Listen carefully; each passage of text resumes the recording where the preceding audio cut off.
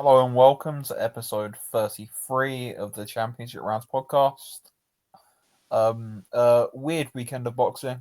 The stand-up performance going to Keyshawn Davis, who dominates a pretty pitiful Dennis Berinchyk and stops him in round 4 to win the WBO lightweight title in a coming out performance, I believe.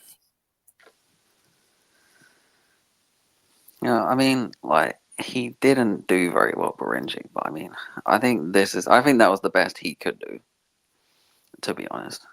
I think it's just a terrible matchup for him. In hindsight, we overrated how good he could do because he just looked horrible. That just was bad all around. Because his survival tactics are to hold, and when you're not being allowed to hold, look, he's not going to be able to take those punches. Look, the key for Keyshawn was the use of his forearm to keep Berinchyk from not holding. Because if he allowed him to hold, he might have gone the distance. But no, he just kind of dominated him. And look, I'm not surprised, but I was like, oh, there was quite a big size difference. Yeah.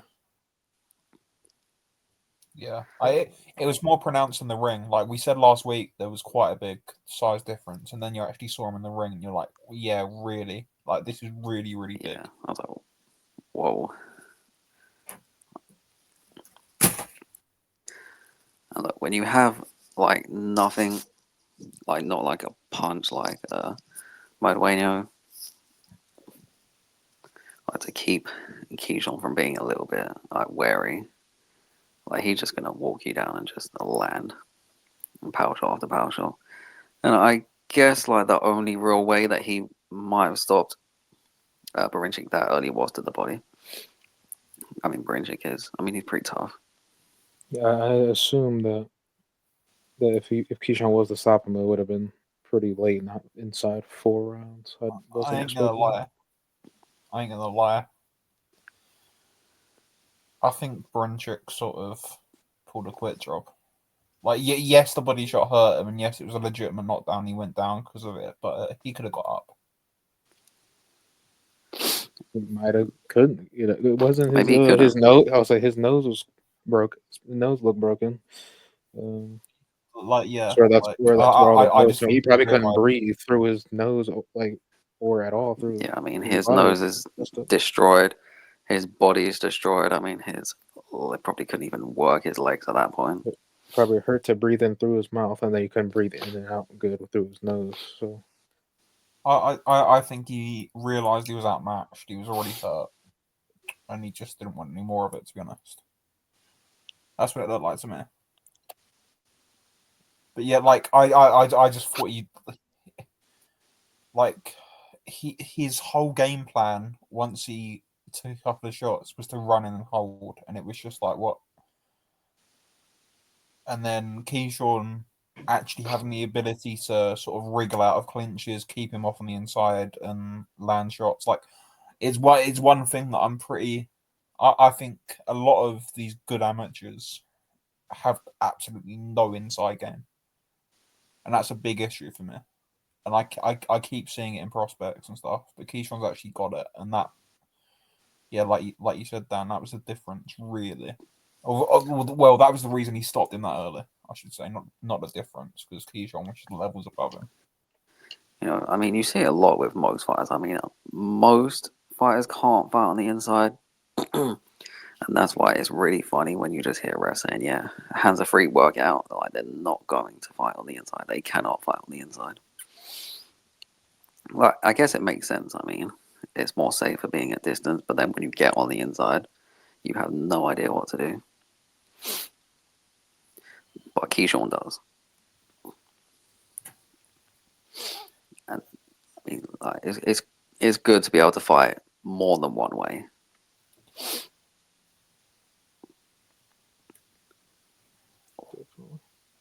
He looked really good. Like again, like he looks really good. But it was I just think that was pathetic from Berinchyk, man.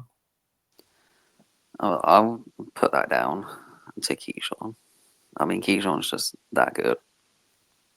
Like he was so overmatched, and I mean, we said it was like not like a hard fight, but it's a test before, and afterwards he made it not a test. So that's just got to be impressive. Yeah, it was really impressive, but like man, like I expected Berinchyk to have a little bit more and not look that clueless when he realised he couldn't just tippy tap and then hold. To be honest, but yeah, I would have expected something other than just hold. I mean, he doesn't move that much, but that doesn't mean you can't move. Or at least give him something else like to look at. Like he didn't even really need to carve the ring either. You just kind of came to him and was there when he stopped you clinching. And when he stopped you to clinch, when he stopped him to clinch, did he move? No, Nope. just stood there. He caught on to that pattern way too quickly. Wasn't that good. It was like Keyshawn looked really good though. I really like that performance. But yeah, he's on a really good run. I mean, you can put a little bit of a question mark over the last two opponents, especially with Pedraza not having made 135. Don't want to think about that. And Lemos, I mean, he did miss weight and couldn't really rehydrate properly, but that's his own fault. With his last few fights being a 140. Yeah. But I mean, this was probably a prime Berinchyk, I guess, who's just coming off his best win. And I mean, it's not like he had a terrible performance against Navarrete either. Even if Navarrete should never have been at that weight. Yeah. And never have got the title shot. The Bill Merchant. These WVRs, man. I mean, I think I don't know, man. Keyshawn's good, like really good, but I just like we said last week, he ain't getting fights. No one at 135 is getting any fights. Like the only hope, I really hope he gets the Muratara of the live winner. That seems the most likely thing to. I think it'll happen. I mean, especially now that he has a title. I mean, they're not going to want to turn down a title shot. I mean, Abdullah will definitely not turn him down. I mean, it doesn't make sense. That'd be unification. Because they'll get upgraded. Unifications are not happening at that weight class anytime soon. As long as people who have the belts, they're not. Not with Shakur or Tank, but with a Muratai or Abdullah, I reckon they will. Because look, these other champions, they'll look at that as a weak champion or like an easy way to win another belt. I feel like by the time they, like a Keyshawn has like a defense or two, or has like the unification like that, those belts that Shakur and Duarte have, they probably won't have them anymore. They'll probably be vacated or like recessed or whatever, because they're just not gonna do anything with those belts. Duarte will. Yeah, they'll just keep allowing Duarte to fight super featherweights and featherweights for his title defenses. Yeah. Shakur, I think will probably move up soon. If he can't get a tank fight, I think he'll move up.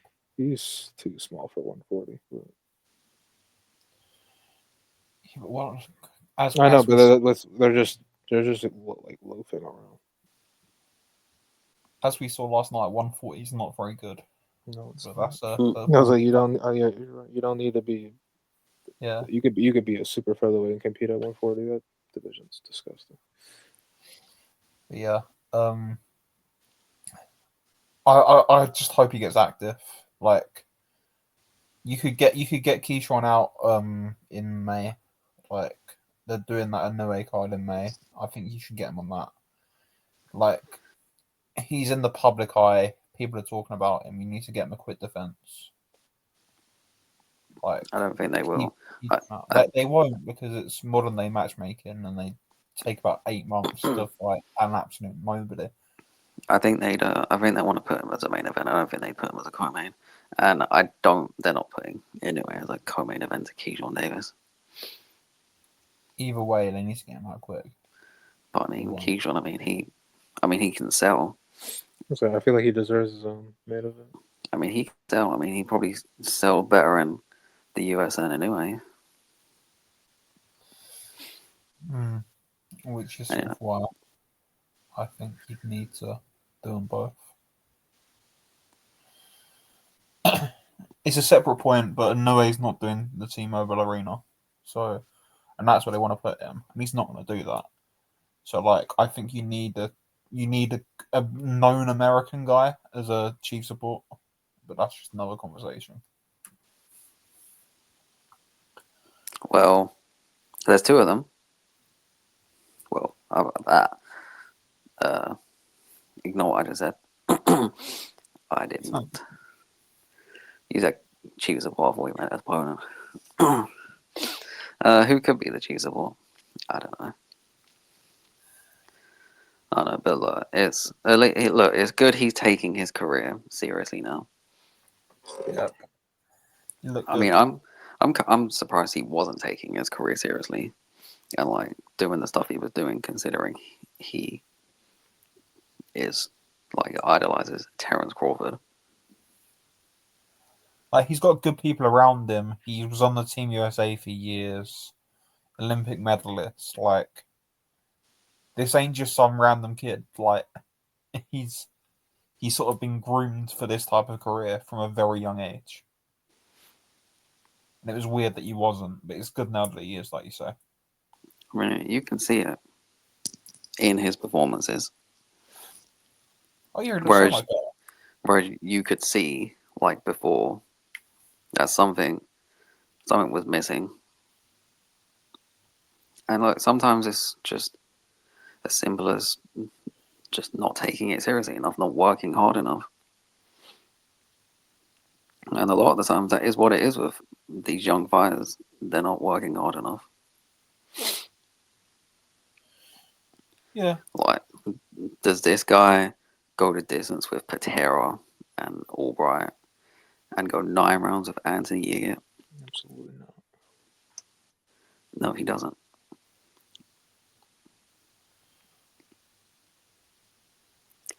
And like, you know, him going the distance with Madueno.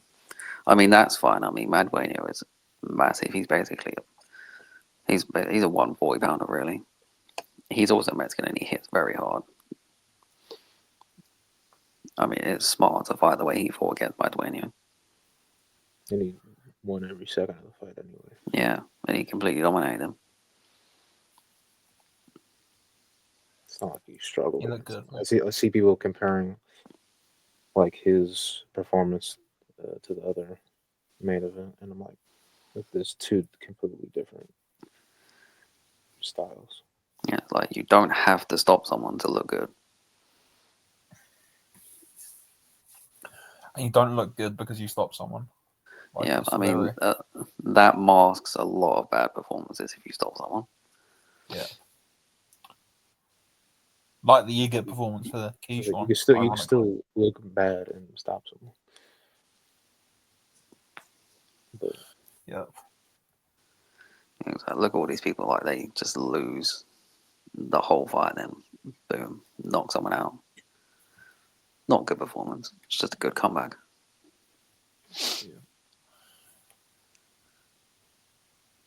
Yeah. But yeah, fantastic performance from Keyshawn Davis. Chief support on this show, Xander Zayas. He just can't punch. No, Or I just think he wait till can. finally get him. I think he can. I think he can punch. He just has no killer instinct. Like he's hurting all these opponents. I mean, he did stop them, but we'll get onto that in a bit. I think he can punch. He just had terrible killer instinct. It's like he Maybe. gets to I think the two are sort of linked though. Like he's just. I mean, the power's there because he's hurting these guys. You can see that he's hurting all of them. It's not like he's not affecting anybody. It's just he's not stepping. He's not going into the next gear to do anything. Yeah, he just And he'd have more. He'd have more stoppages if he just did a little shoe shine on some of these fighters he fights. I guess it's good for him that he's getting like a lot of rounds. But like before he got hurt, he looked really good. I forgot that he got. That was probably the worst I've seen him hurt. Yeah, it's not Dana's eyes fight if he doesn't get hurt. His defense. Yeah, He get like bothered, but he got like frozen in time for a second. Yeah, like his defense looked better, and like he was in between offense and defense, really good. And then he got hurt. Then he kind of had like a couple rounds where it was terrible, and then he kind of got back to it a bit, and then he got that stoppage.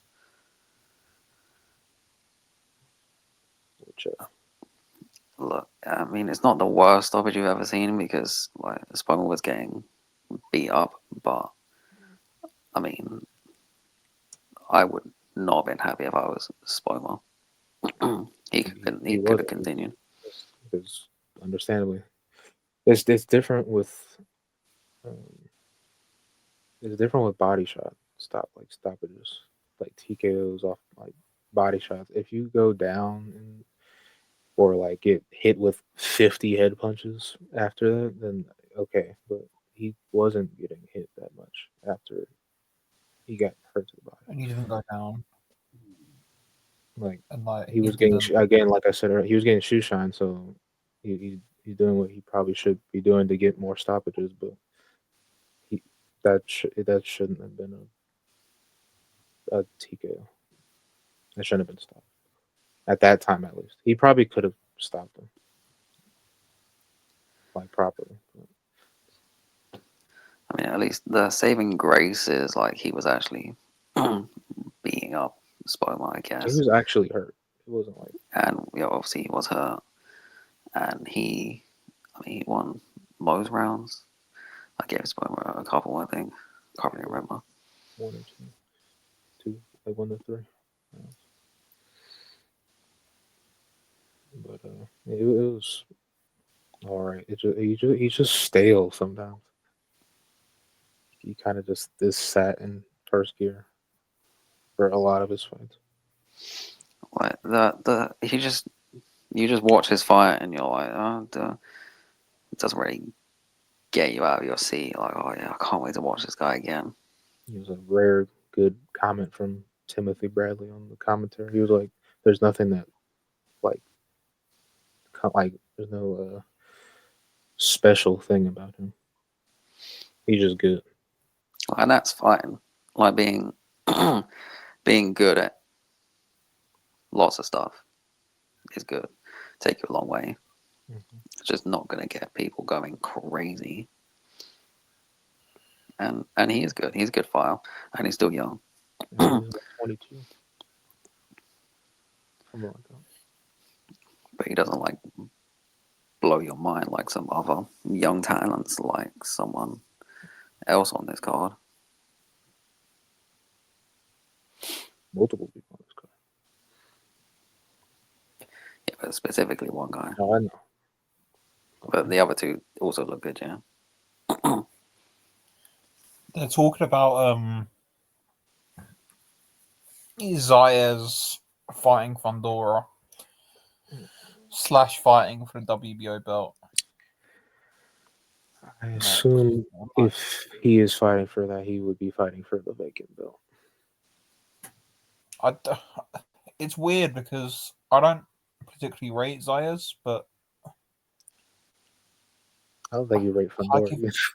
I give him a really good chance against Fundora because That Mendoza fight Fondora's really just crushed a lot of like fantasy fights around. I mean, I think you gotta give like anyone who's like good a good chance against Fondora. He's just such a Just big with target. yeah, I mean, like just with like well, what he is and how he fights. I mean, you just gotta give anyone who's good a chance against Fondora. Because I mean, he gives you a chance. I mean, that's what most fighters like, offense, the easiest thing to do in boxing. Easier thing to do. And when you got such a big target like that, and you got good offense. I mean, you got a great chance.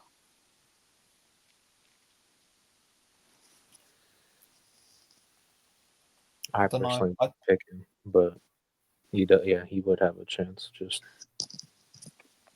Like he just lacks the experience. He hasn't been in with like a Tim Tszyu or Mendoza or Lubin. Am I missing anyone else? and it was like middle 54 pounders, like Ramos or something like that. I think it's weird because Zayas could go in there and beat Fundora, but he's not ready for the elite of the division yet. Yeah, I mean, it's a jump up. It's a big jump. They should keep him at this level for like From this level he's fighting to world level, big jump. And then like what? Let's say he wins. Is he gonna stay at that level? Where like I mean, he's gonna have to fight probably more dangerous opponents than Vandora. Well, in fairness, Fondora's taken a much worse fighter than Zayas next, so who knows? But yeah, I'd put him in with somebody like a Katsarakis or a Kurbanov next. To be honest, like that type of level. Catterall. Like just keep him at this. He needs so much more work, man. Zayas, like he's good, but like he's 22. Look, I mean, Brandon Adams is kind of in like a limbo at the moment. Give him the fight. He'll take that. Give him the fight. He's in a bit of a limbo at the moment. You know he'll take that too. But there's enough guys around there. 154. There's enough guys like Michel Soro, even Brian Mendoza. Although who knows what he's got left now. I mean, he would take the fight. I mean, there's just a lot of guys, like maybe not that would win a world title, but just below that level that you can stick him in with. I mean, it's a pretty deep division. If you want to fight that type of competition, they're there. Yeah, definitely. Anyway, one down on this card. We'll go from top to bottom. I'm being an idiot here. Vito Milnicki and I've just totally forgotten his name. What am I doing? Connor Coyle. I thought it was Connor Wallace for a second. Jesus Christ. All these Irish kids, yeah. Connor Coyle fought to a draw. Heavyweight. Yeah, fought to a draw. When I was watching it, I don't think Vito. I feel like Vito should have got the decision. I mean, he should have. Yeah. I scored it 7-3 to Milnicki. I also scored it 7-3 to Milnicki, but I mean, I could have had it a bit closer. I think live I had it 6-4 maybe. I mean, it was a good fight. I mean, I enjoyed the fight. I watched it earlier, catching up on the card. And look, if they want to make the rematch, I'll happily watch the rematch. I think they should break the rematch. They probably should to get that out the way. I feel like Vito with his lone loss, how he never got to get that back. He probably wants to get this blemish sorted. Yeah, I mean that loss is like just too far gone. Like just get this one back.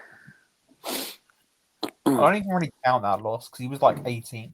Like, yeah. I just thought back then they would have maybe not ran it right back, but like went back to it like a couple fights later, but they just never went back to it.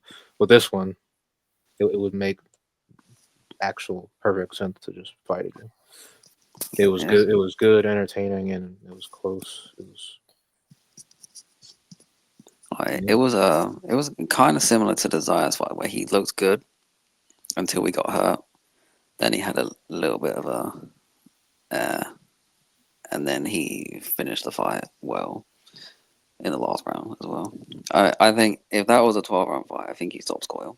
He was ready to go at the end of that fight. Yeah, definitely was. Coyle's just got. I don't know. It's sort of like you see it a lot with guys in their 30s that have spent their entire career fighting as a massive favorite. Like they're only used to fighting at their pace, and I think that was the issue with Coyle. Like he's not really fought anyone, and he's had really easy fights throughout his career, and you can afford to just sit in first gear when you're doing that. Like there's nothing coming back. You're fighting at your own pace. You're not really being pushed. You win in every round, and then like somebody comes and sticks it on you, and you're like, I've only got about like 3 or 4 good rounds in me in the whole fight. Yeah, I mean, I can't handle it. I mean, he had a good adjustment, like in the middle of the fight where he went on the front foot, pushed Melnicki back, but he just couldn't sustain it. I mean, he's not bad. I mean, you could see like some skill that he has. Yeah, which he just can't really style. I mean, he should having over like 200 amateur fights. What was funny was they mentioned it on the commentary, and then I hear about him having so many amateur fights, and then Tim goes, "Yeah, all Eastern European fighters turn pro late with loads of amateur fights." I was like, "Yeah, buddy, he's Irish, not Eastern European." I wasn't watching with Bradley on commentary. I was watching with Poncher and Chris Aldura. And Poncher, Christina Poncher, please look up what the troubles are and stop stop talking about Derry and London Derry and stuff, please. But anyway, that's a separate conversation. But just please, please stop, because there's been quite a few issues with that over time. But yeah, Coyle lost this fight, man. He lost this fight. Like, yeah, he's just Milnicki's just one of these guys that's going to be fun, but not that good. Like, I just don't see it with him. I never really have. Like, he's just been okay. Like, if he can like consistently fight and keep it up for full fights, how he did in the first 4 rounds, he'll be good. He'll be really good. But I don't think he can. Because if he can't keep up against Conor Coyle, are you going to keep up against the bad fighters? No. He is at middleweight now, so that probably means he's a top 2 or something. I think that move was good for him. He looks better. He looks stronger. Yeah. But he will be undersized. I mean, he was undersized in this fight. I mean, it didn't look so pronounced to me, and then Conor Coyle started pushing him back, and then suddenly via Milnicki, he just halved in size to my eyes. And I was like, oh, damn. But yeah, the move to middleweight as well, like, I is obvious, but like, big fish in a small pond, or a medium-sized fish in a small pond, instead of a absolutely tiny fish in a shark-infested ocean at 154. Because there is nobody at middleweight. Like, if he can string like 2 or 3 wins at that level together, he's probably a top 10. Yeah, and by that time, like, the Janibek will probably have moved up by then, I would hope. Yeah, will be gone. Lara will be retired. Like, Damez will be gone. Chris Eubank and Conor Benn will be having their trilogy fight. Super middle. Denzel Bentley will be scrapping out at your call. Yeah, like there's no one at middleweight. A washed Denzel Bentley and Nathan Heaney will be on this sick fight. No more Nathan Heaney. No. With Brad Paul's still waiting for the winner.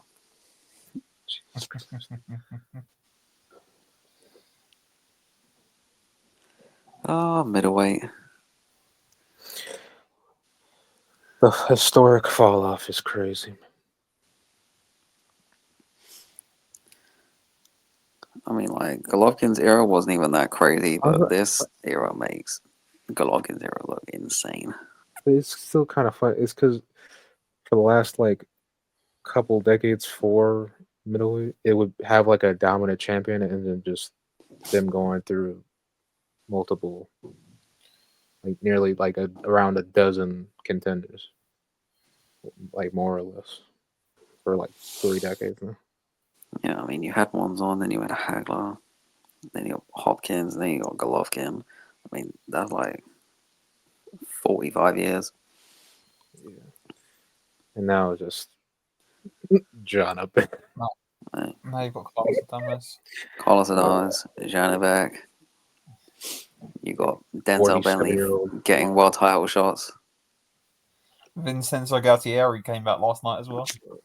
Yes, he did. Felix Sturm is still fighting. I saw BoxRec's post on Twitter last night. Vincenzo Galtieri. I think that was a rematch. Was it? Brilliant.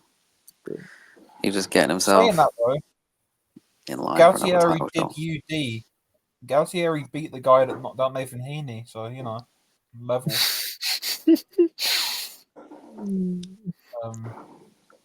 Yeah, there is levels. He's a former champion.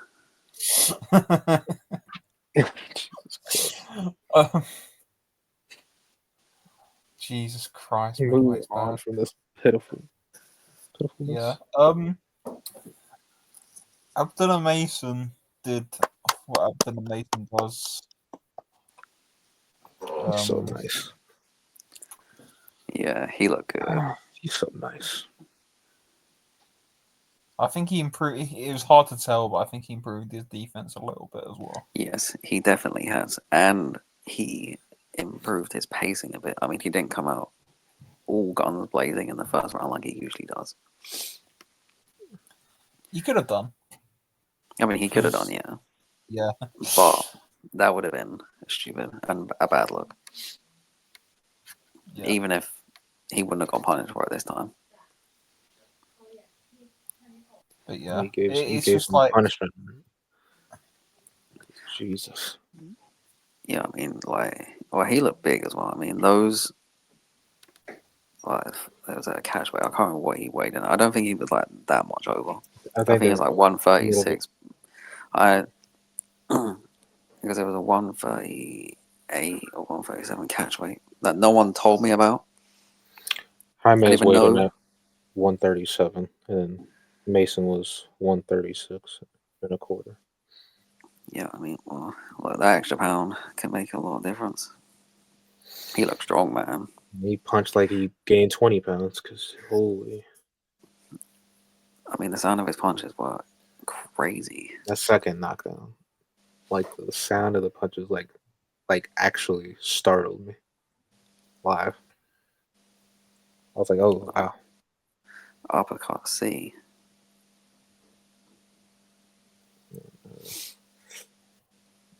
Yeah, he needed that.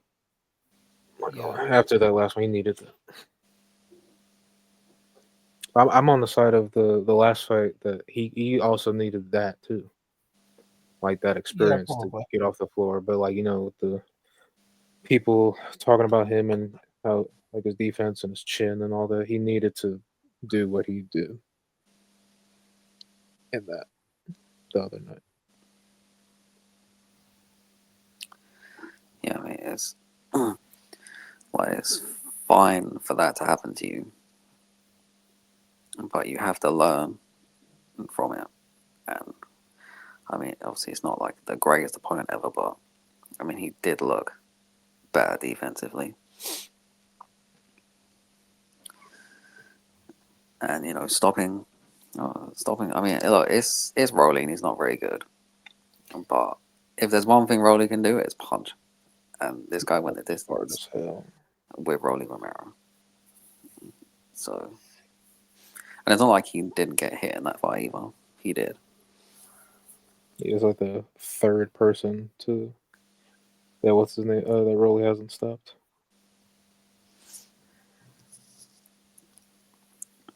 One of those was a Yeah, bad, no, bad one as well. the Marinius fight is just Yeah.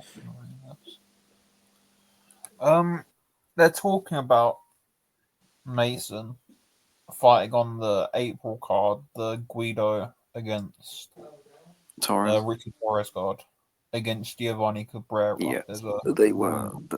That's a good step up for him. Yeah. interesting how he'll fight that. Maybe he'll be forced to box a little more. I just like Cabrera. Yeah, he's not good. But they're doing this comparison thing, which is fine. They're like, oh, Rolly did this this kid, and Abdullah did that, and then Isaac Cruz went to a split with him, and Mason's gonna run him over like Zepeda did, and then they're gonna do that for like a few fights this year, I think, and then they'll step him up to a. When Keyshawn vacates the WBO, he'll be in for that belt, basically. Yeah. That's what's going to happen there.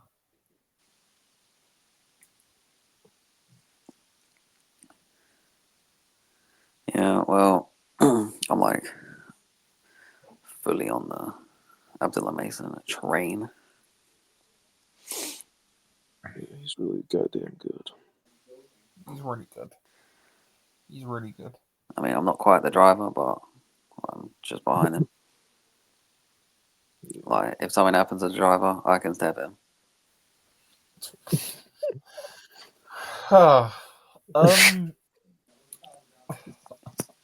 What else happened? Oh, I know what Jared happened. Anderson, Yeah, he's that's Yeah. what happened. Retire. He looked terrible. He looked disinterested. He looked He doesn't- lethargic. He doesn't care anymore. Unfit. He looked like he hadn't. Like he just looked terrible. There was nothing good about that performance. And this Collias kid is terrible. I did take. Don't ask me why, but I did tape on this kid, and he is awful. You know the Kem Lundqvist, the one that Gassiev battered. Yep, He got Lost him. comprehensively outboxed by him, brilliant. like comprehensively, and like Anderson, like right. So it's a weird thing. Anderson was winning the rounds, but if you ask me who hurt the other more than the other hurt him, sort of thing, who hurt each other more, Anderson got hurt a lot more in that fight. Yeah, he did. He got hurt in the first. He got hurt in the last round. He looked terrible. If there was like 30 extra seconds in that 10th round, that could have gotten weird. He didn't want to be there. So, like, you seen how fast he got out the ring? He's been talking back to his coach and that. And just, yeah, he was like, I don't want to go 10 rounds. I can't do this. I can't do that. He spent half that fight just moaning. Yeah, I'd rather fighters not fight if that's how they are. Like, I know he said he's like in it mostly for money, but like I don't want to watch. I don't think anyone wants to watch a fighter when they just are just halfway in. Look, you can't. He might not even been halfway in, really. You can't be halfway in a sport like boxing. I mean, look, he's an athletic guy. He's pretty big. He should have gone the NFL route. He should have. I mean, I don't know flattened an opponent like that.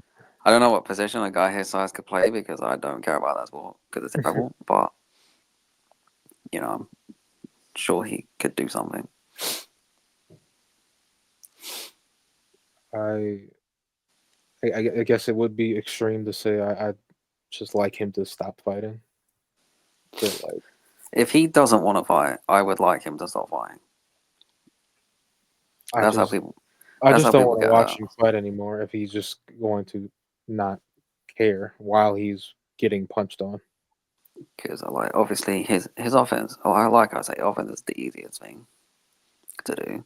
His defense is like he's like been hurt now. We've seen him hurt like a good amount of times. He's been on the floor a good amount of times. Yeah, like you walk into the gym for the first time, anyone with like half a brain, you'll have good offense in a couple of weeks, or at least half decent offense. You'll know what to do. There's the other things that take years to master, like the footwork, the defense, that type of stuff. And his offense is fine. It's always going to be fine. It's just everything else. And his style, man, he fights like his style just doesn't work for heavyweight. If he's a lightweight, that style would be fine. He's like trying to like roll like I don't know. He's trying to be like you say he's fighting as if he's like half his own size, and it's not. He's not. That's not going to work against these guys like a Bacoli, who's not crazy. He just punches like insanely hard and has a crazy gas tank. And it's not Jared Anderson's not the biggest guy. Yeah, but my take on I think he should retire if he's not gonna care. I think he's not going to retire. No, that's not realistic. Well, he's going to retire. He's going to retire next year when he turns 26, like he said. Hopefully. I think he should take the biggest fight he can get, even if it's a massive mismatch that's going to get iced, because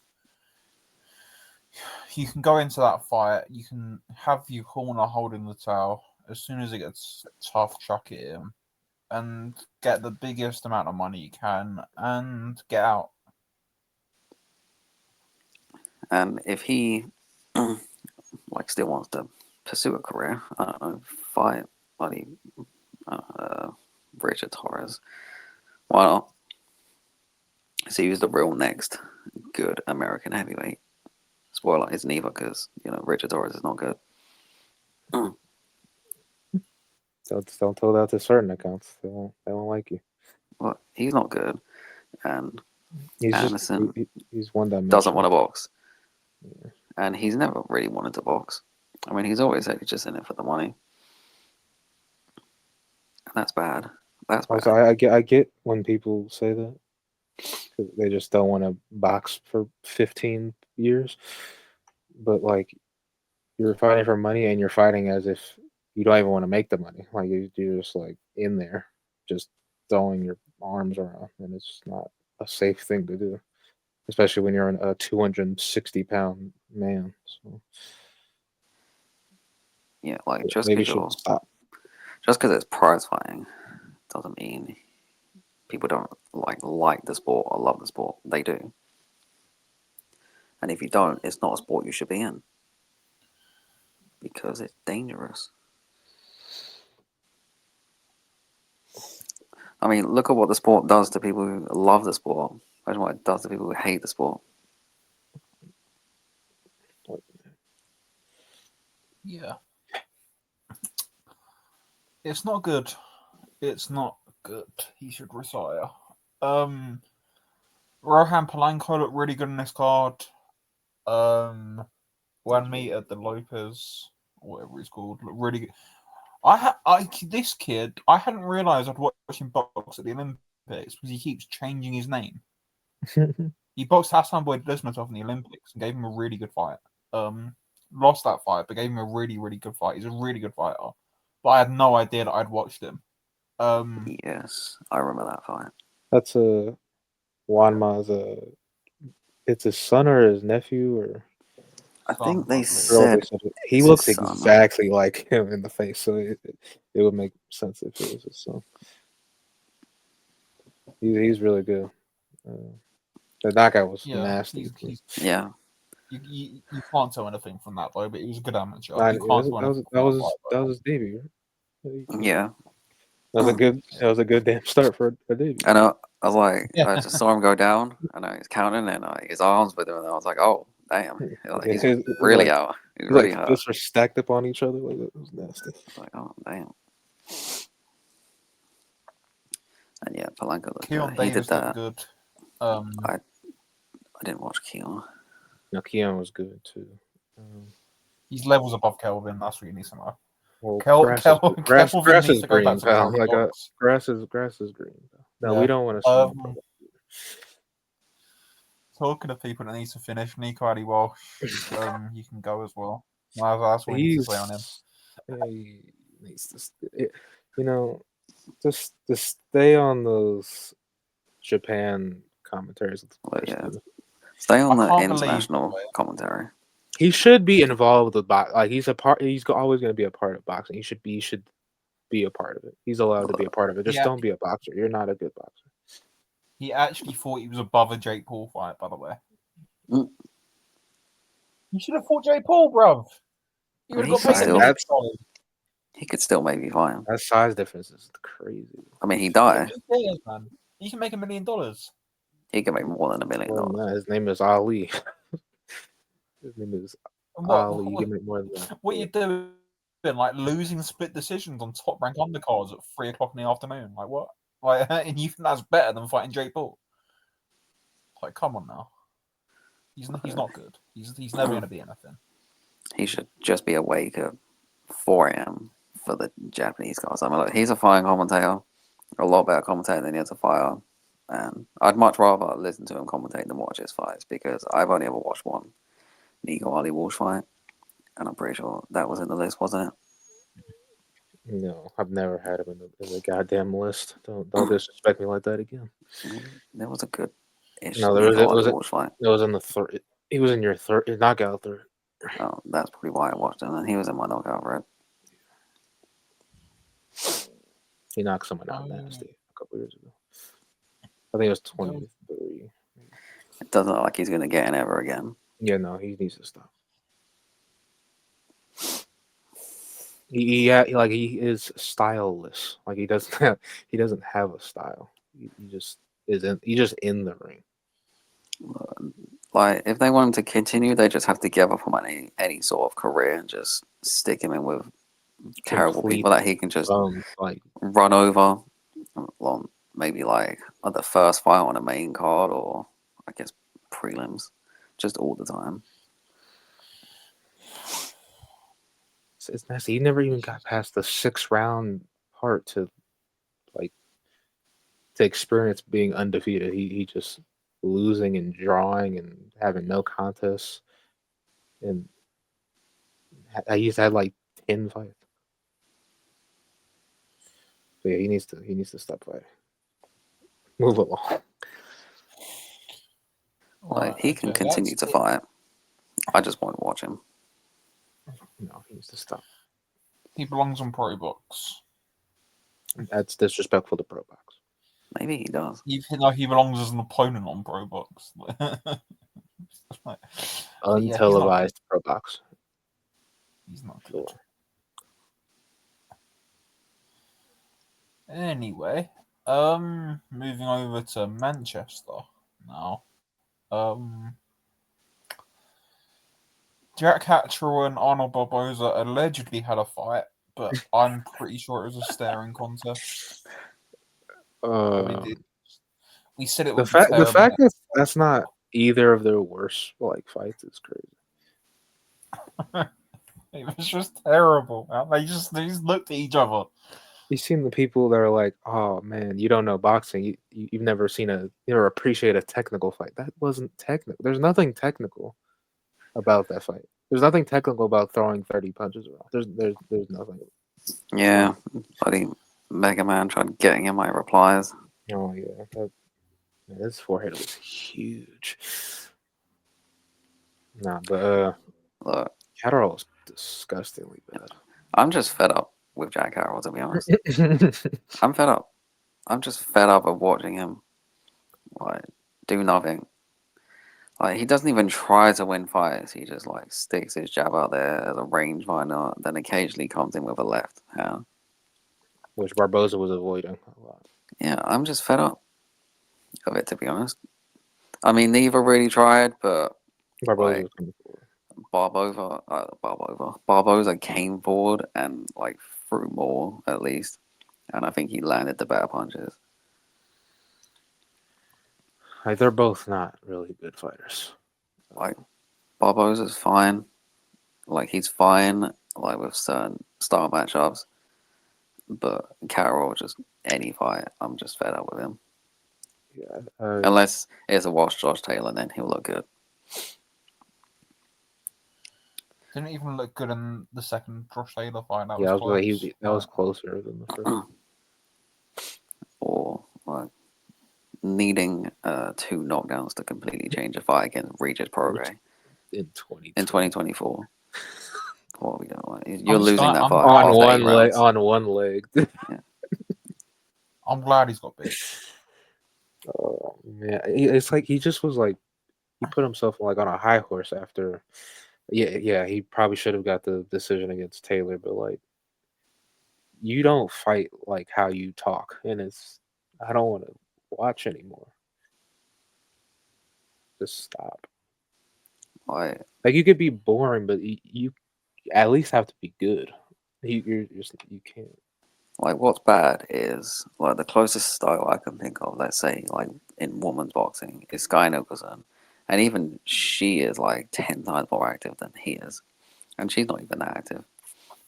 And look, in men's boxing, guys like Shakur Stevenson, guys like Devin Haney, they get hated on for being boring. You know how much more they do than Jack Catterall in a ring? They make Shakur and Devin Haney look like prime Bobby Chacon. He is Like, so garbage. God. Like even in like Shakur's terrible performances, I mean, he at least tries to do something. Even he's just trying really hard to not get hit, but he's kind of trying with his offense.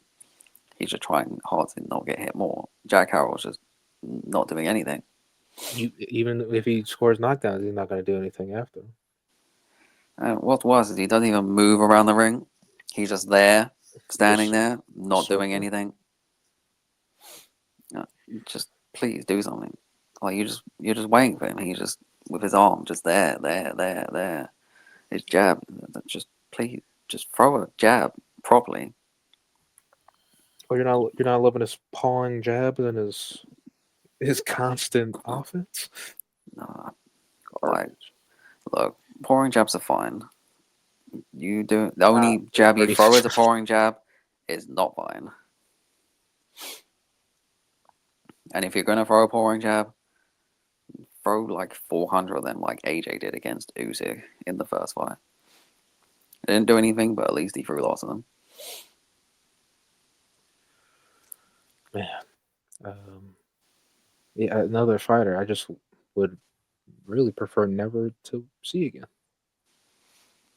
It's not like he's gonna change his style, and if he changed his style, he'd probably get chinned. So, for his sake, get off my screen, please. Yeah, because I stopped scoring after the 7th round because I went in the bathroom, and then I was watching, so I was kind of like keeping a sort of scorecard in my head. I had like 7-5 Barboza. I think he finished pretty well. Yeah, and the end save. I really didn't think they were gonna give him that. Yeah, I mean it makes no sense.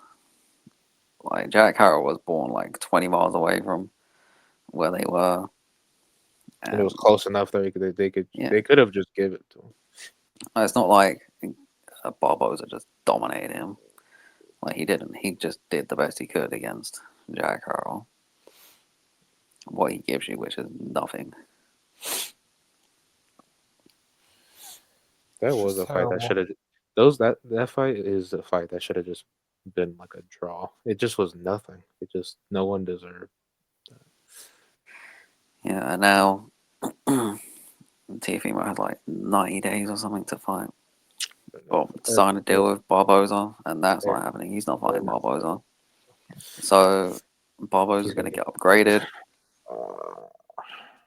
And then Keyshawn's going to go and fight Barboza. Oh man, this timeline I is can see that. nasty. Keyshawn would beat the hell out of him. This is what I mean. Like What Shakur happened can to the go up to game I 140. love? Shakur can go up to 140. He like who is there? Hitchens. I think Shakur would outbox.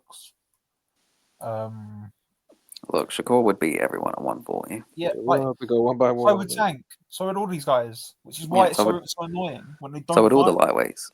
Yeah, I mean, Shakur scored somebody that knocked out a current champion at 140 inside like 2 rounds or something. Yeah, and that current champion didn't even beat a proper junior welterweight for his title. He's somebody who's just gone life and death with Angel Fierro. Like it's a terrible division. Who Top beat end. someone who got the worst stoppage of all time? Okay, it's probably not that bad, but it was Who terrible. struggled with somebody at a 20-year-old prospect, just knocked out in 4. Like, it's a terrible division. It's a truly terrible division. Zao Abdullayev won a title at 140. And he wouldn't be the worst champion there. Like it's just terrible.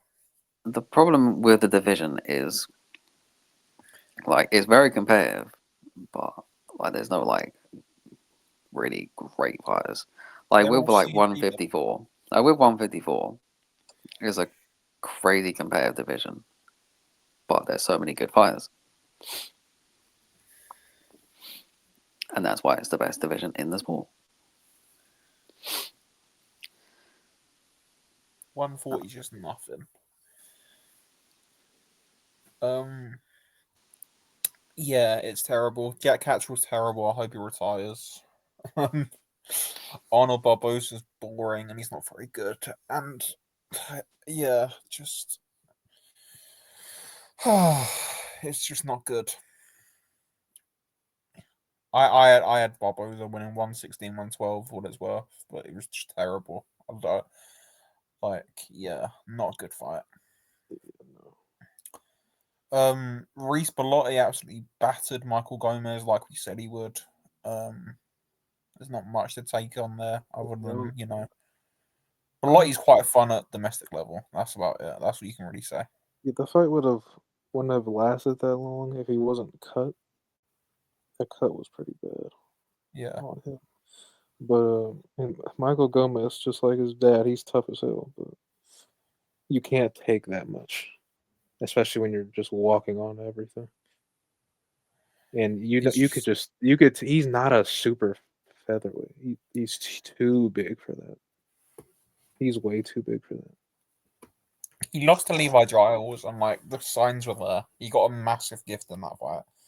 He even need to fight that to know he's just too big for that division. He's draining, and again, even if he didn't look like a zombie at every weigh-in, he didn't make it to the first fight because of didn't he have a acute kidney failure or something no.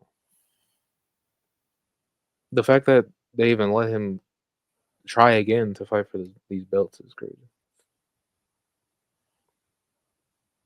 I'm glad he didn't go the full distance because those last even with 2 more rounds that could have been bad, or 3 more rounds. Yep. It's just it's that was never a competitive fight. I don't know why people thought it was. If you'd watched it either, you just knew that Bellotti was going to absolutely flog him, and that's what happened. I didn't give Gomez a round. It was just a matter of if he was going to be able to stop him or not. Really. I was pretty sure that he was going to stop him. I was sure too. I just know it would have been 3-4 rounds earlier if if he wasn't cut, and if he seemed to get tired from beating on him, so yeah. he had to calm down a bit. But the first round, you could just tell instantly Bellotti's hammering that body, and Gomez couldn't make an adjustment. He was just floating into range, not throwing anything, and Bellotti was just hammering the body and getting out before he could really do anything, and that was the story of the fight. He needs to not be if he's gonna keep fighting, he cannot be a super featherweight. Absolutely not.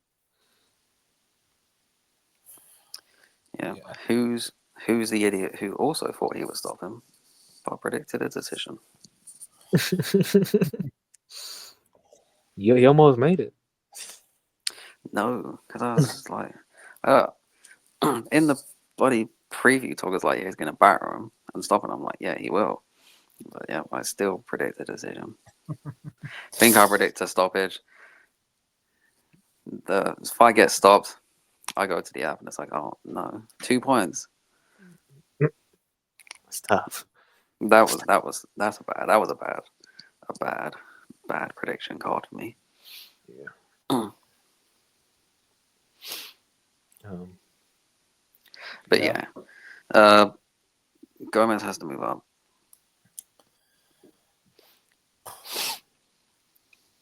Yesterday something. It's not good. He cannot continue to fire that way. Like he looked like a zombie. We'll die. That way in. Everywhere. Yeah, everywhere. And I mean, look, you're that drained, you're getting hit to the body that much, you're getting stopped. And yeah, he did only last that long because of the cut. Also, I mean, Bloody, he just kind of like, he could have stepped on the gas more than he did, but I think he was doing too much, and that's why he was beating on him too bad. To like, he needed to calm down for a couple rounds. Maybe he felt bad. Was like, I'll just chill. Like I'm beating on him too much. Let me just calm down. Jesus Christ. I mean, maybe. I mean, he was like, because you just know what you're gonna get. I mean, you didn't really have to get much of a game plan from Michael Gomez Jr. He just did what he did. Come forward. Like he landed. He probably expected more punches to be thrown at him. Gomez was kind of not doing his usual. Like he was too busy protecting that body, getting those elbows down. Like he was throwing like occasionally and landing some okay stuff, but just wasn't enough, and it didn't really do much. Yeah. Like the best he did was with his forehead that caused the cut.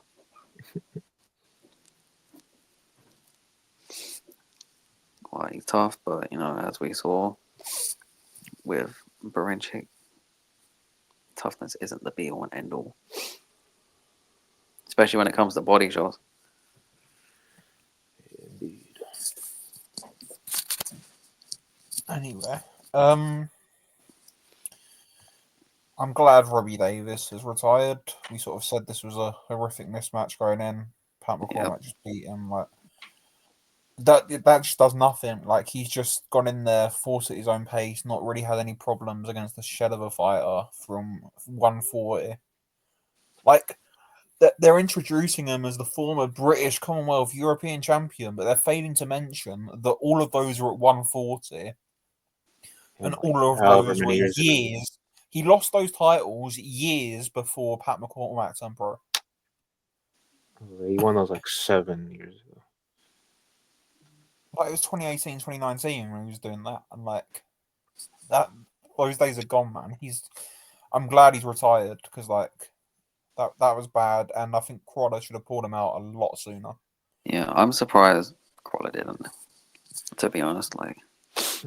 Probably because he thought, this is probably going to be his last fight. He was like, I'll give you one more round. It's like, what's the point? What's the point? Like, and even with Robbie Davis not being a welterweight, like his last fight was a welterweight against a junior welterweight. Fortuna is a 140 pounder as well.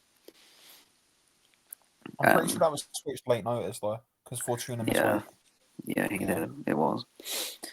And look, Pat McCormack looked twice the size of him in there because he was. And really, Pat McCormack should have stopped him sooner, but, you know.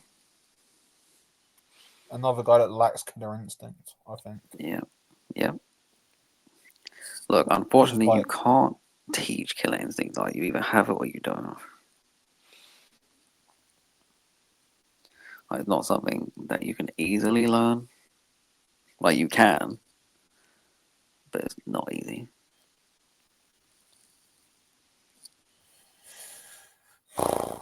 Yeah, like it's not good.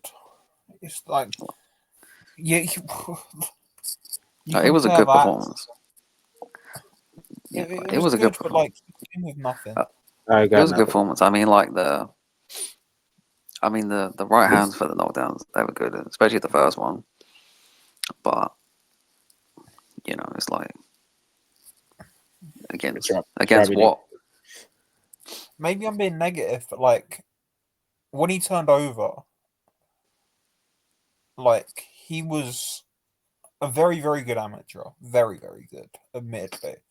The amount of hype he got, and it's like, oh yeah, he's gonna easily win world titles and like, probably win them at multiple weights and do all this, and then he's so inactive, and then he just like takes a shot to pieces Robbie Davis like 3 or 4 rounds longer than he should have, and then it's just like, well, what, like, like it's just a little bit underwhelming, to be honest. Like his career has just been underwhelming. What was that? It was his seventh fight, seventh fight. 7th fight, yeah, and he turned pro in when? When did he turn pro? So He it was like turned 21, 22.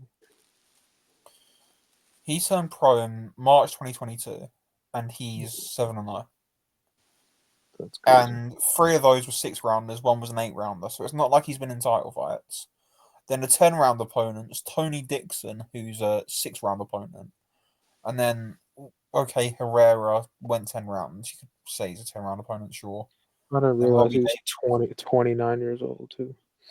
Yeah, he's 30 in June. He's 30 in like 3 or 4 months. Like, this is what I mean. Like, it's just, you either need to hit the accelerator or calm down a bit on saying that he's going to be some all-time great. Like, yeah, and they're talking about a fight with Conor Walker next. Like, okay, if that's what you think of him now, like, if you're fighting Conor Walker at 30 years of age, you're just admitting that you don't have confidence in him to be some top level professional. Well, I mean, they probably do, but this is how they match. This is how they match British fighters. And this is why British fighters never get to the elite level. Outside of like heavyweight. Because they're just in with they're just, yeah, it's not good. Just look at the names he's been in with as an amateur, man. Like Cordina, Hitchens, like all these guys, man. Look, he has talent, but just find someone better and do it quick because you're old. Well, he's not old, but he's pushing 30. He's an old prospect. But yeah. Zelfa Barrett. Stop fighting. Oh, so many fighters that fall on this weekend need to just stop doing. Stop fighting. He's Because literally in the ring, you're just not doing it. Like, what do you do? That was so He's had a bunch of weirdos hyping him up because he did okay against Rakhimov but got stopped. My God. Like this is the thing. I've never rated him, and I'll tell you why I've never rated him. I was on the balcony at your call when he got flogged by Ronnie Clark, and since that, like, nobody getting beaten up like that by Ronnie Clark is going to do anything. I don't care. He's like, no, just no, like never. Ronnie Clark beating you up badly, but yeah, or losing almost every round before you land a left hook on Eric Donovan. Yeah, like he can't fight southpaws. Or win 3 rounds off Kiko Martinez and win. He really can't fight southpaws. Like you could say, he's had so much trouble with that southpaw style. Couldn't avoid a left hand to save his life. I mean, I don't think he landed a single punch of no in that fight. I don't remember anything. I don't know what he was doing, really. Being down on the cards against the 2024 Jordan Gill and I don't know. Bail you out. Yeah. Like to me, that kind of looked a bit like a shot vial. Like they can like move about, but they just can't pull the trigger. But then he's been shot forever. Then But I Yes, mean, a like shot. the thing is, he did like throw one left hook that missed. That was a good left hook. I remember that. I was thinking if that landed, it would have killed him. So maybe he's not entirely sure. But it didn't land. Yes, a shot, man. He Yes, there tried. is shot as well. Yeah, Jazza is shot.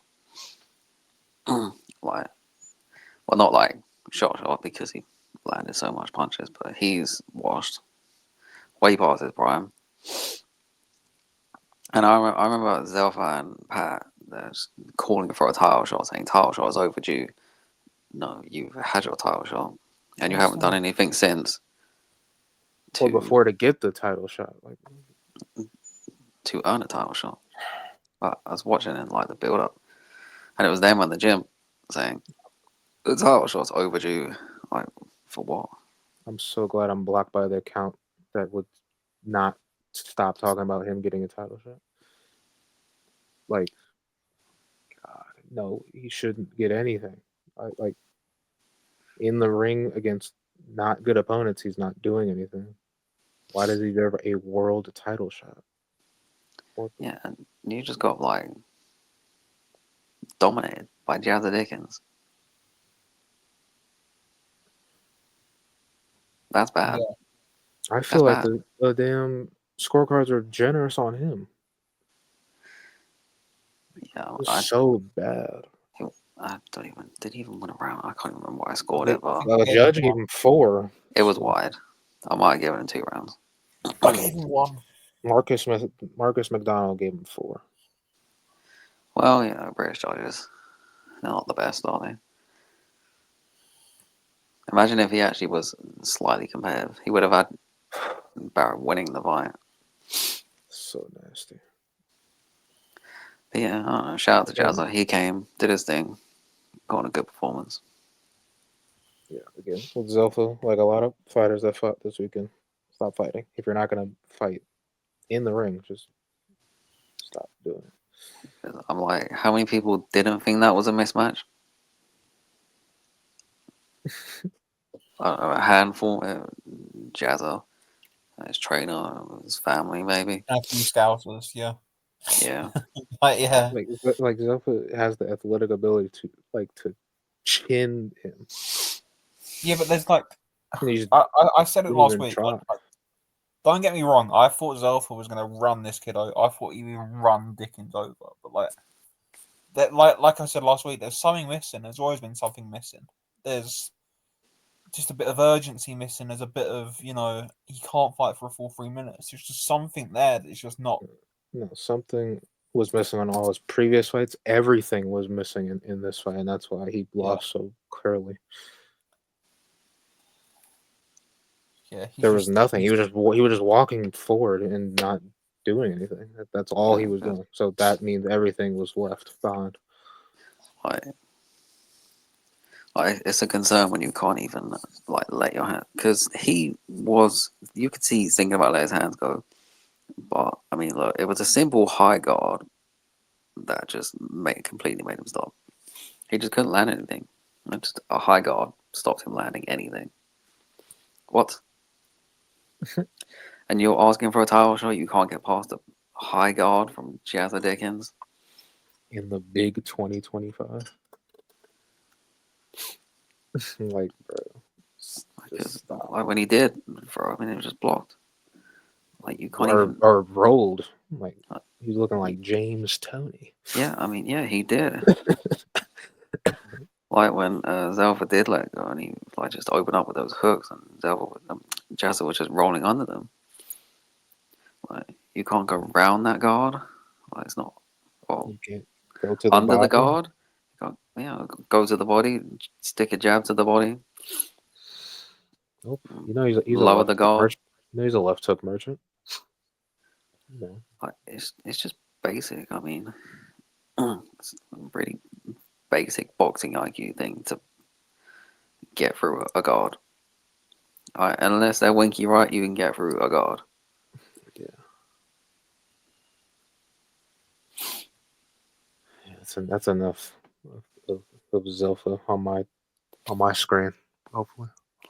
I hope they don't rematch, and give Jazza another good fight.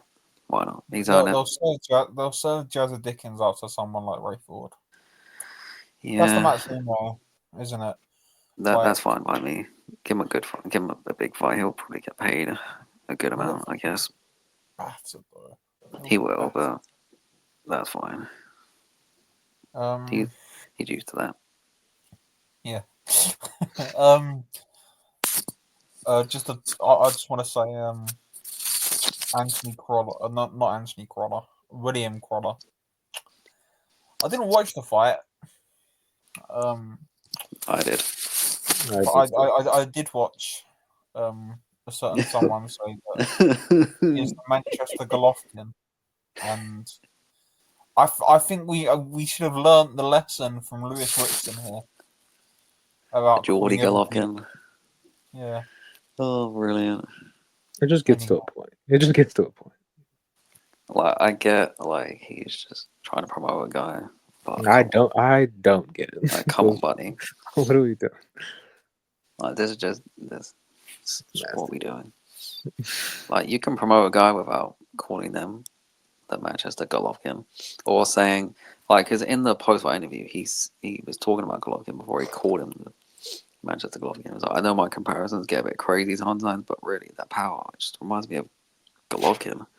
Gennady Golovkin. I was like, okay, buddy. Oh, your power against the losing record journeyman reminds me of Golovkin. He got dropped by a journeyman the other week. That's great. By the way, or the other fight. Brilliant. Didn't they? But anyway, this is the thing, yeah. You love British boxing, don't you, Andrew? Not when there's nothing wrong, yeah, with William Crawler just being a guy that wins a British title, yeah, and being a domestic level guy. Yeah, he's There's good. nothing wrong with that. But when you're sat there screaming that he's the Manchester Golovkin, he's going to knock everyone out, and that it just makes me want me to see him iced by a journeyman. I think he screamed into the camera after he got the stoppage. He was like, "I'm up next." Like bro. The hyperbole around these people, like from these promoters, just makes me want them to just. Like, yeah, buddy. You're lying to the public for no good reason, and everyone can see that you're lying. Like, what does that achieve? Nobody believes that. Everyone with a brain can see that you're just talking rubbish. So, look, don't underestimate the stupidity of British boxing fans. All bad. Like, what was the saying? Like, he'll get publicity off just yapping. All publicity is good publicity. Yeah, he'll take that. He'll take it. He'll take the Matchroom 40 likes on Twitter. See, with him saying he's up next, like they must have turned like. What weight is it? Is he even a middleweight? I think that was it was a middleweight, super middleweight. I can't even remember. So he's a middleweight then? I have no idea, to be honest. He's a big dude. He is big. He's like 26. He's up. Yeah, oh brilliant. no, I didn't know he was. Okay. I thought he was like 21. I mean, look, to be honest, considering he's Anthony Crawler's brother, I'm not surprised he's 26. He's a super welterweight according to BoxRec. Brilliant. He probably was not under the limit. He was probably like 156, I would imagine. Yeah, he was 156. So, yeah. I mean,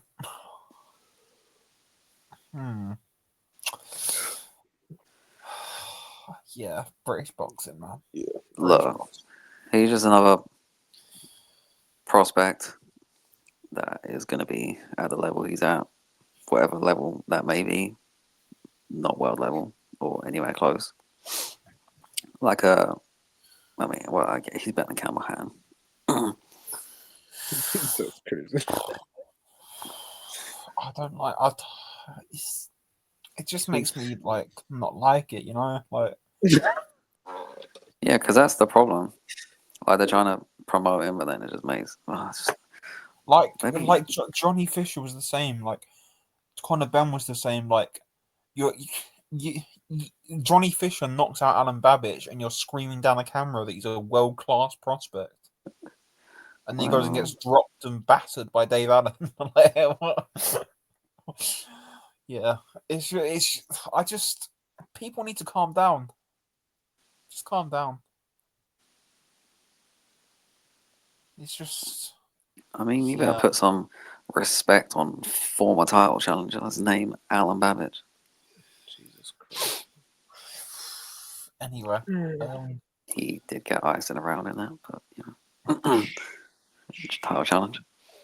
Oscar Duarte looked good. He did look good. I bet you're happy I convinced you it was going to stop him. And you switched your prediction. But it's crazy because while I was watching the fight, I was like, he might not.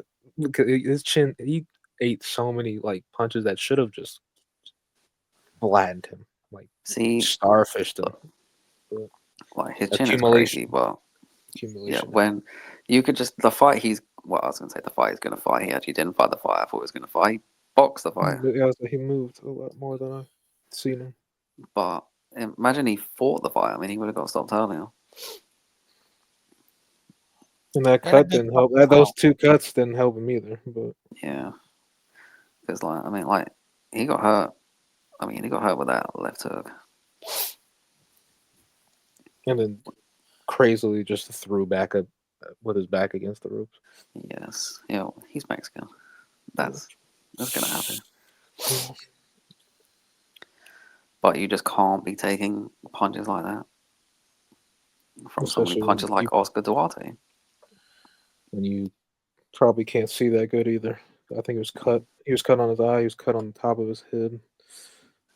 It just was. He was cut on the bridge of the neck. He was cut everywhere. I mean, that game plan from Duarte just to target the body, which was good. I can't imagine that must have been on the fly because I can't imagine they thought he was going to box and they would need to stop him moving.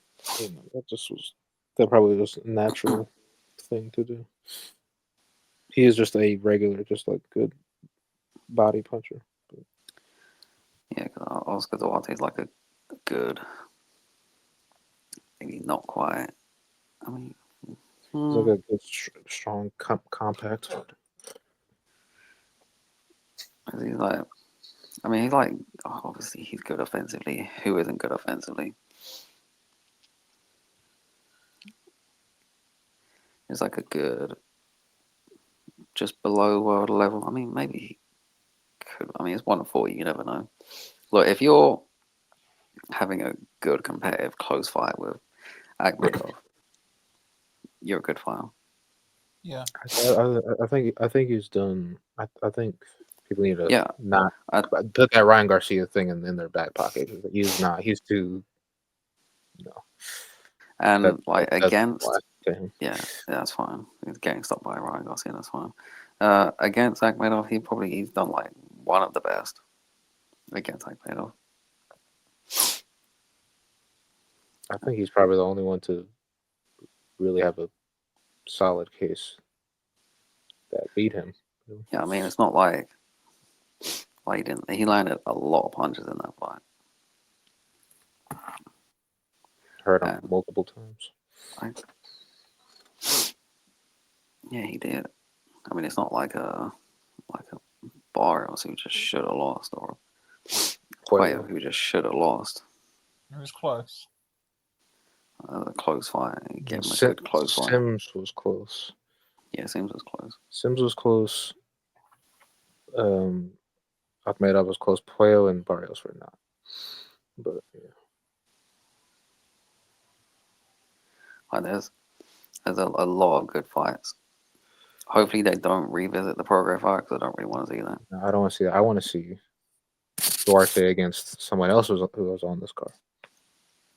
Yes, that does make the most sense.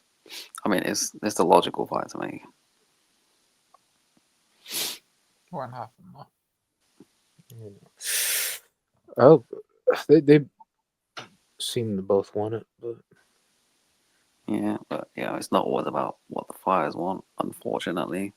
I know. But like, what else? Who else would Duarte Sims would just be a fight of the year contender? It just would. It depends how Simmons fights. I mean, Not like he did yesterday. I Not like he did yesterday. look. I mean, So I did say I hadn't watched the rest of the card, so I don't know how he fought. he, But I did see it was stuck in the list with a question mark thingy next to I it. put, A to be confirmed. I just thought he he was like good in the first half. He hurt Castaneda to the body a couple of times, and then he just fell off a cliff, and then let Kendo just chuck just haymakers at him like constantly. And at one point, Kendo was throwing like a 8-punch left hook combination, and he just did like Sims just did not move like Brilliant. at all. He threw like 8 straight. Like they showed on a replay in slow motion. I think it was after 8 or like round 8 or 9, and then he threw 8 straight left hooks to the head, and they all were either like blocked or like landed on like the top of his head. It was super funny. Fantastic. Yeah, I just didn't have enough time to watch. You know, he was Start bad. the card. If it's that version of Sims, Duarte knocks him out in a couple. it looked like Sims just like couldn't be bothered. Like Yeah, not even it's just like he's taken a fight that he doesn't really want to take because he's above that level. He's got off to a really good start, and then it's just like, I can't really be bothered. And then he slipped into a fight that he didn't need to be in. Yeah, he was like talking to the corner and like he was like literally having conversations with his corner while the fight was happening and like talking in Kendo's ear, and it was like for the first half of the fight, and then you could see he's just like bored and tired and just not. I mean, this was by far the last fight to be announced on his cards. I get this was just an opponent to get active, I guess. Yeah. It is what it is, man. Like they need to get him a fight. Duarte would be a good fight, but like, I don't think he would want to take it next. Should take Catterall next. Again, he probably thinks he comprehensively beat him. He won't want to do that. He probably doesn't want to have that type of fight again. Going into a Duarte fight. And look, he hasn't looked good since that fight too, so that probably did something to him. Who knows? But anyway,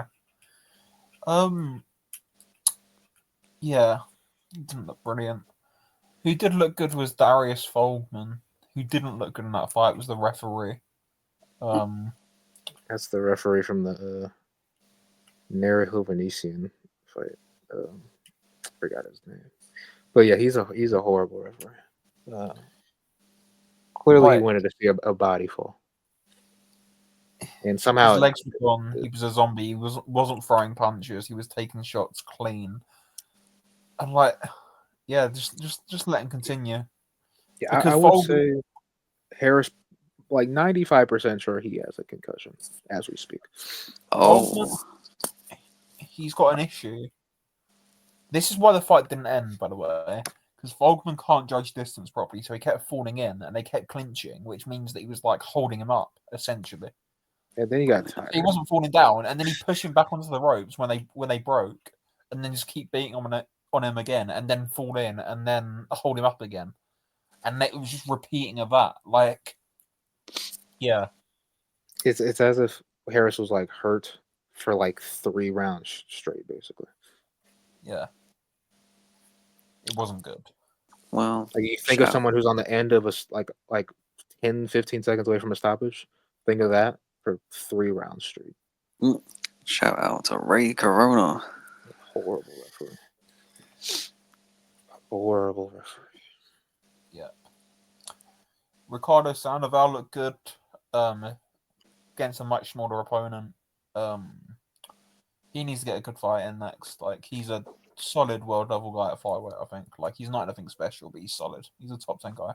He is, yeah, definitely a top 10 guy. And that's that's a good division now. Flyweigh's good.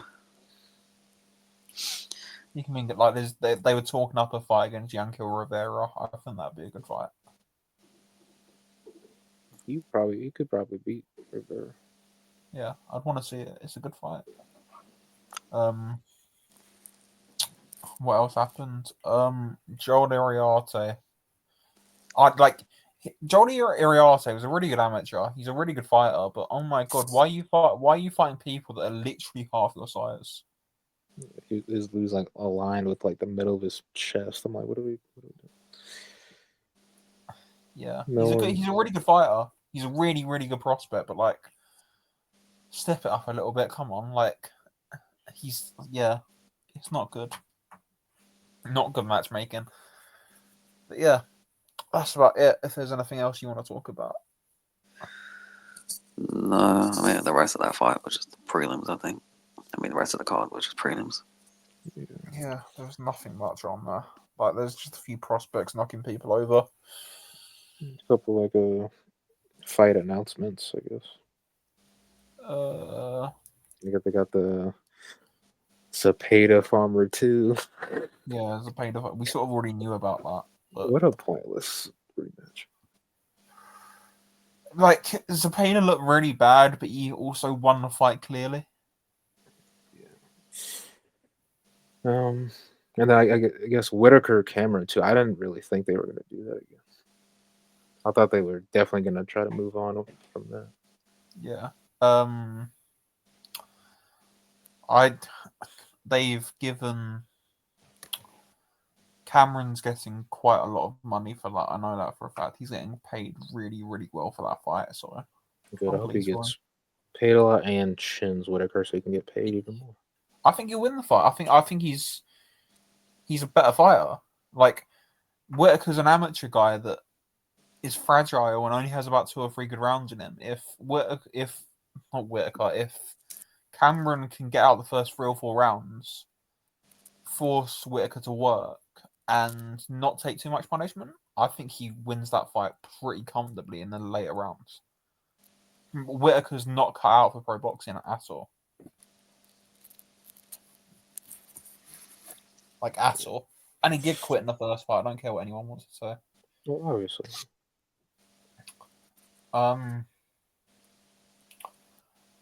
Yeah, also, Collazo's fighting Edwin Cano Hernandez on the Zapata Farmer card as well. Just thought I'd point that out. Yeah, first year thinks that's an amazing next step for Collazo. Yeah. It's not great. It's not great.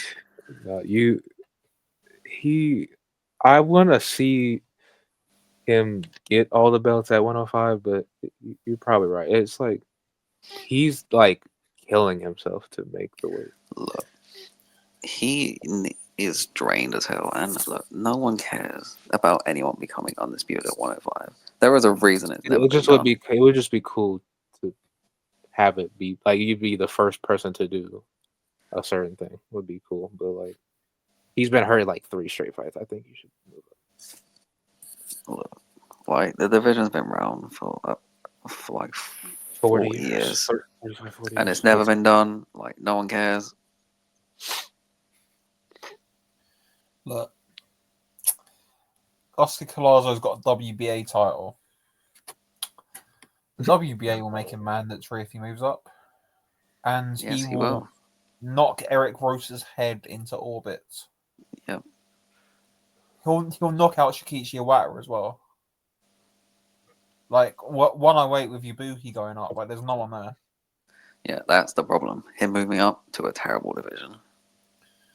Yeah, but it's like he can sweep it and it'll look better, and then like make the move to fly. Like Canizales might be tough at 108, but that's the only real tough fight there now. And then imagine him at flyweight, like chucking him in with like Olasquaga and people like that.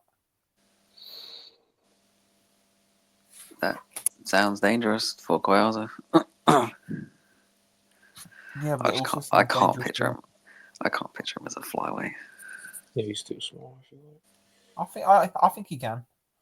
Like he could go there, He just can win the title. looked good there. Worst fighters win the title. I mean, like he's like a great fighter. He'll look good there, but it'll just be it's just weird picturing him as a flyweight. Yeah. But I mean, yeah, I mean we've seen loads of fighters. I say loads of fighters. We've seen a good handful of fighters win titles at minimum weight and flyweight. Yeah. The best of them being King Chocolatito.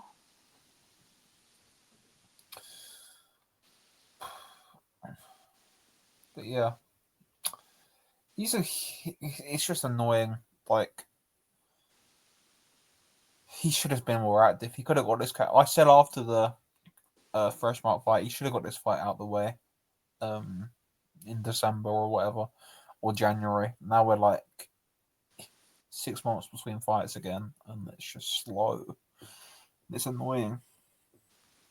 But anyway, Well, I mean, I get it. I mean, he's probably just dreading that cut every single time. He just wants to put it off as long as possible.